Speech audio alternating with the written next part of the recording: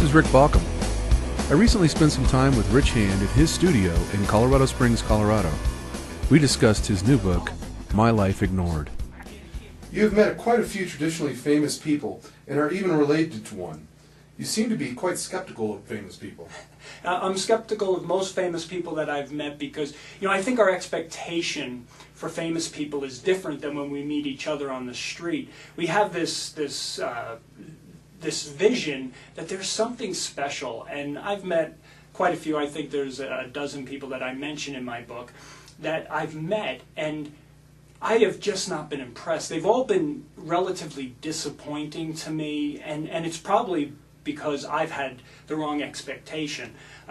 My cousin, who you just referenced, who I'm related to, he's on SVU, he's been in movies, he's a really famous person, but I know him growing up, so he's one of the few that haven't disappointed my expectations because I know him. So the last person I met that was famous was Dennis Miller, and he was at our HDI conference, and I ended up being his bag boy, and I'm walking through the hotel pulling his bag around, and he's walking around like he's some famous god or something, and here I am thinking to myself,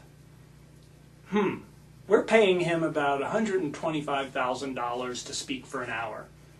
And I'm part of that organization that's paying him. And I'm pulling his bags around, and he's asking me to get him things. And I was thinking to myself, what's wrong with this picture? There's definitely something wrong with this picture.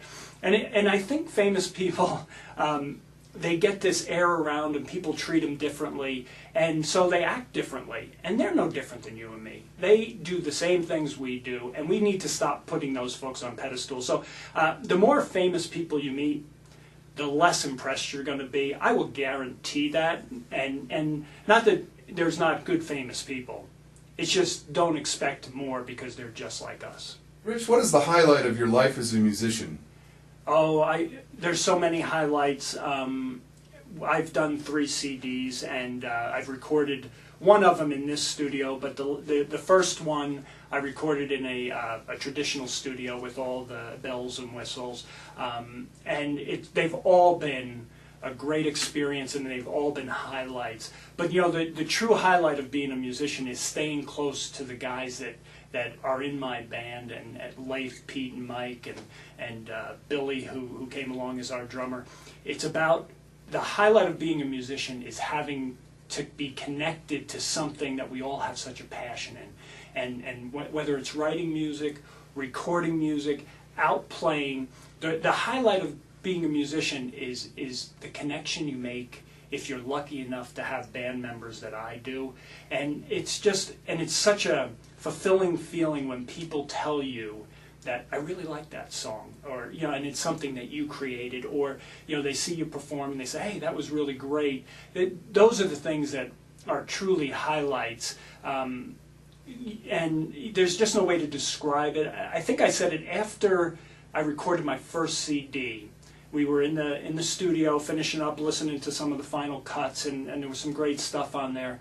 And I just remember sitting in the studio with the producer and the guys, and sitting there, and my family had come in, and they were kind of roaming around the studio, and I just looked and I said, man, I could die right now because I feel so good. And it's just, there's no one single highlight.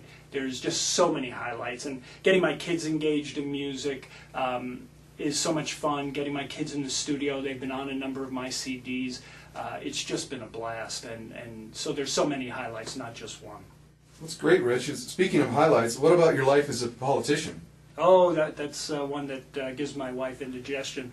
I ran for office, the Congressional District 5 office here in Colorado, back in 2006, and I'm hoping I can do it in 2008. I've already started preparing my wife for that, and she's softening up to it. I don't know whether or not we'll go full bore, but I would love to. It's a passion I have. I truly believe that the system's broken, and we need to get more people out there that are just like you and me. We're just living life. We understand the impact that government regulation and things of that nature have on our everyday lives. And I think politicians are in office too long and they forget what we go through out there.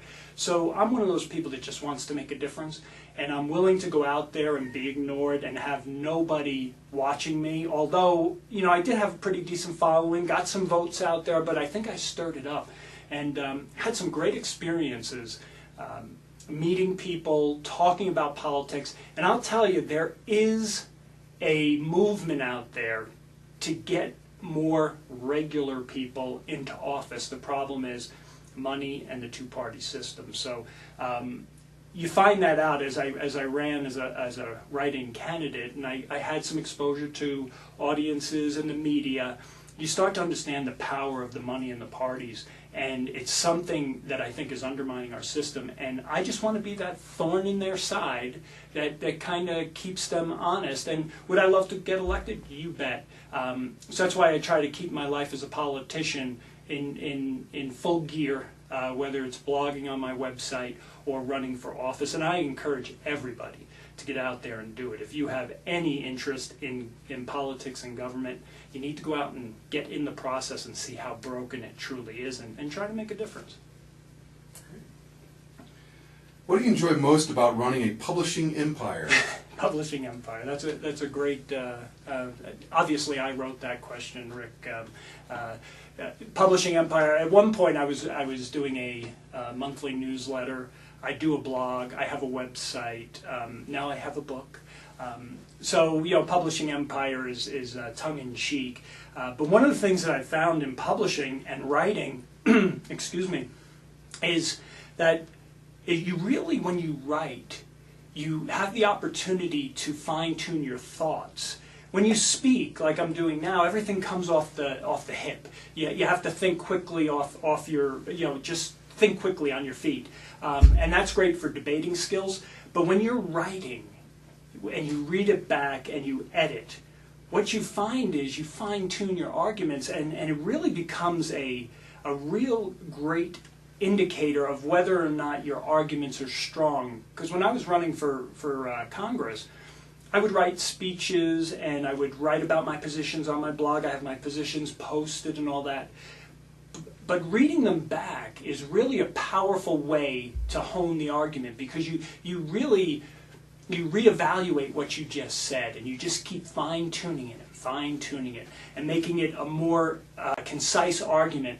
So the thing about the publishing empire is it really helps you to think when you write. And I don't know if that makes sense, but it really has been a blessing for me, because in school, if there's any of my teachers watching me out there, right from grammar school through to high school, no one would have ever expected me to be a writer, that's for sure. A speaker maybe, but not a writer. And then I've enjoyed my life as a publishing mogul.